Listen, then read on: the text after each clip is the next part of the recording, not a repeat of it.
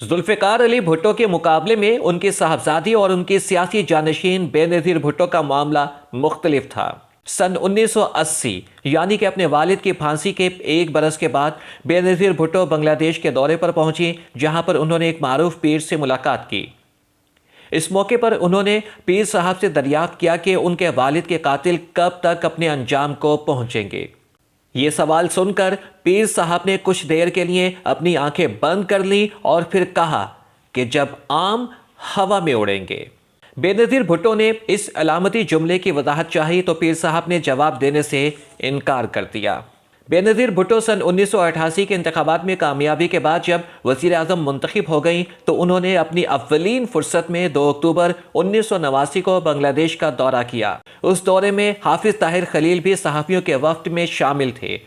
वो बताते हैं कि उस मौके पर वह मुलाकात के लिए खुसूसी तौर पर उन पीर साहब के यहाँ पहुंची।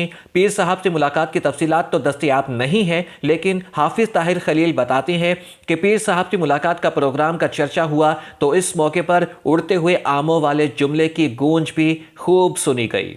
ये पीर साहब कौन थे और उनकी शोहरत कैसी थी? बांग्लादेश के एक अखबार रोज़नामा गुन वधिकार ने इसकी तफसीलात शाया की हैं। अखबार के मुताबिक उन पीर साहब का नाम मुजीबुर रहमान चिश्ती था। पीर मुजीबुर रहमान चिश्ती के बारे में मारूफ था कि वो लोगों के माजी और मुस्तकबिल के बारे में पेश गोइयां किया करते थे। बांग्लादेश के फौजी जर्नल और हुक्मरान जनरल हुसैन मोहम्मद इरशाद और जनरल ज़ियाउर रहमान भी उनके यहाँ जाया करते थे। पीर साहब की करामात दूर दूर तक मारूफ थी। बास लोगों के नज़दीक ये महज प्रोपेगेंडा था। ऐसे लोगों के नज़दीक पीर साहब की शोहरत भी अच्छी ना थी और वह उनसे खौफ भी खाया करते थे।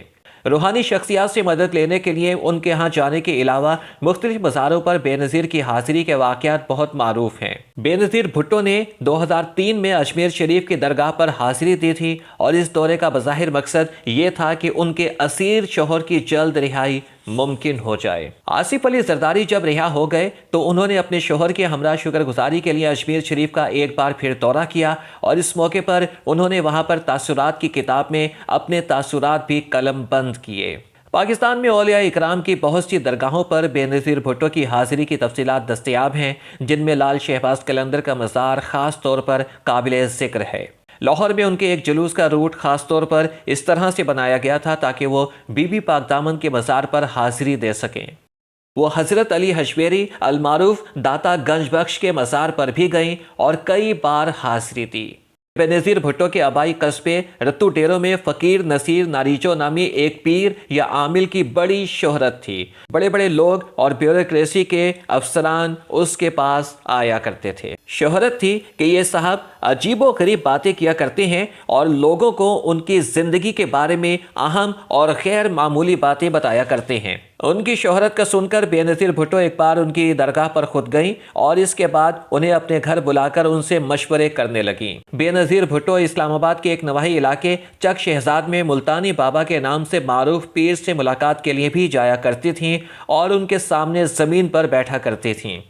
पीर इब्रा दरअसल नवाब जहांगीर इब्राहिम नामी एक साहिब हैसियत बुजुर्ग थे, जिनसे बेनज़ीर भुट्टो हर अहम मामले में मशवरा किया करती थीं।